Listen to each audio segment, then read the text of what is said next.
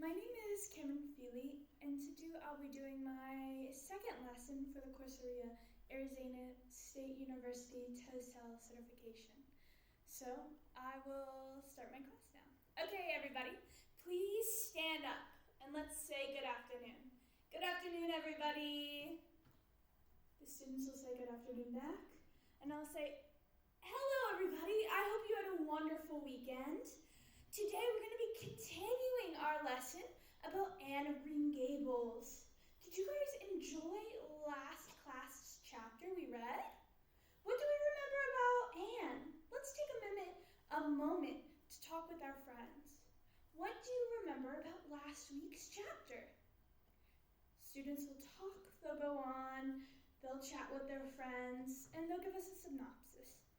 We met Anne, we learned about the two brother and sisters in Canada, and they'll probably mention some of the history about where the story takes place. And I'll say, wonderful job, thank you guys. Okay, so last week we talked a lot about Anne's characterization. Do you guys remember what characterization means? Yes, it is the trait somebody has. It's what makes their character. Amazing. Today we're going to watch a short video before we start reading. So this is from a TV show called Anne with an E, and we're going to watch the first time Anne meets Matthew. Let's think about how Anne is characterized in this scene. Alrighty guys, thank you so much. Are you ready to watch? Okay.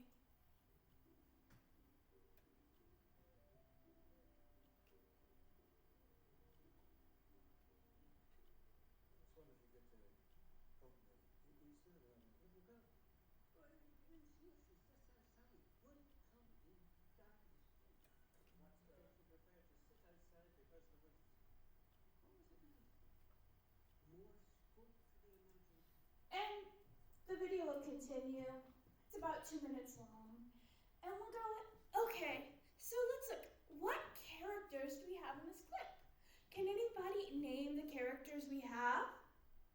Yes, we have Anne. And who else do we have? Yes, and Matthew. And yes, we also have the train conductor, but he's not someone who's very important to our story. So I would like you and your friends to talk about how is Anne characterized in this scene?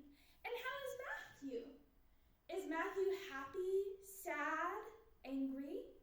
How does Anne feel? Students will talk among themselves and we'll get some answers.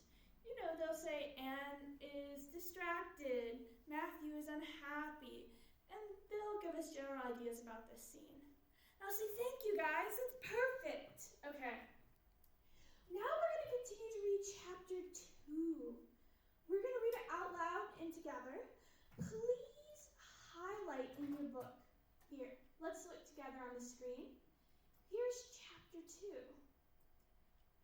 I would like for you guys to please highlight the character names we see so we can get a better understanding of when people are mentioned, and if you think that there's anything that describes this character well, anything important, okay?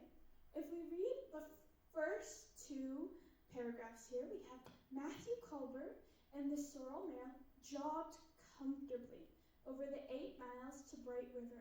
It was a pretty road running along snug farmsteads with now and again a bit of balmsy firwood to drive through a hollow or where wild plums hung in their firmly bloom.